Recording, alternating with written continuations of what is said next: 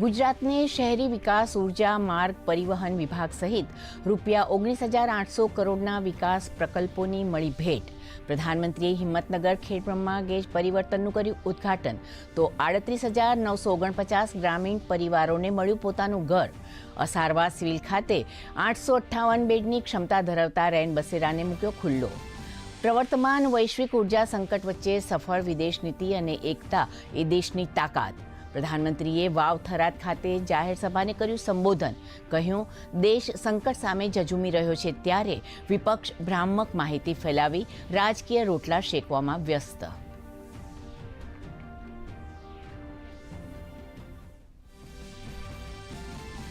ગુજરાતને વિકાસની વણઝાર આપવા બદલ મુખ્યમંત્રીએ પ્રધાનમંત્રીનો માન્યો આભાર.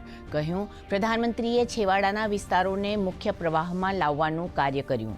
તો નાયબ મુખ્યમંત્રીનો હુંકાર. કહ્યું, બનાસકાંઠા જિલ્લા માટે આજનો દિવસ વિકાસની નવી ક્ષિતિજો સર કરનારો. સાણંદથી સિલિકોન વેલી વચ્ચે સ્થાપિત થયો નવો પુલ. સેમિકન્ડક્ટર ક્ષેત્રના બીજા પ્લાન્ટના શુભારંભ સમયે પ્રધાનમંત્રીએ કહ્યું, હવે મેક ઇન ઇન્ડિયા અને મેક ફોર વર્લ્ડની ગુંજ વિશ્વભરમાં ગાજશે.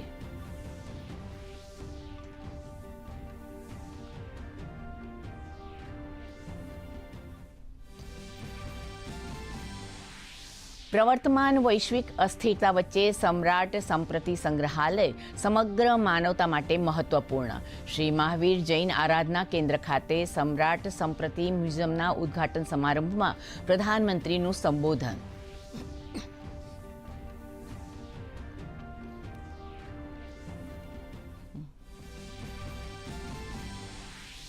દેશભરમાં માર્ચ મહિના દરમિયાન ઘરેલું, વાણિજ્યિક, છાત્રાલય, કેન્ટીન સહિત 31 લાખથી વધુ પીએનજી ગેસ કનેક્શન કરાયા તબદીલ. તો 5 લાખથી વધુ ઘરેલું એલપીજી સિલિન્ડરનું કરાયું વિતરણ. પેટ્રોલિયમ અને પ્રાકૃતિક મંત્રાલયે આપી માહિતી.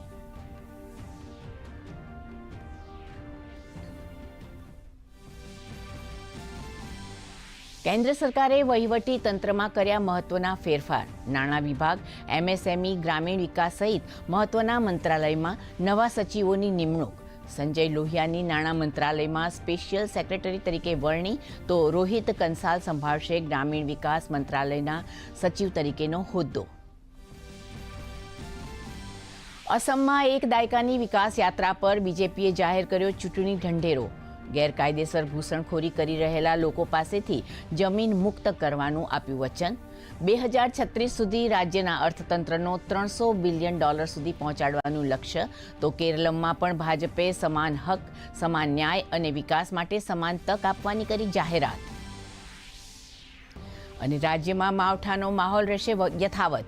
2 એપ્રિલથી સક્રિય થશે નવું વેસ્ટર્ન ડિસ્ટર્બન્સ. 2 થી 4 એપ્રિલ દરમિયાન સૌરાષ્ટ્ર કચ્છના વિવિધ ભાગોમાં હળવાથી મધ્યમ વરસાદનું અનુમાન. વાતાવરણમાં આવેલા બદલાવને કારણે ગરમીમાં આંશિક ઘટાડો. અમરેલીમાં નોંધાયું સૌથી વધુ 38.5 ડિગ્રી સેલ્સિયસ તાપમાન.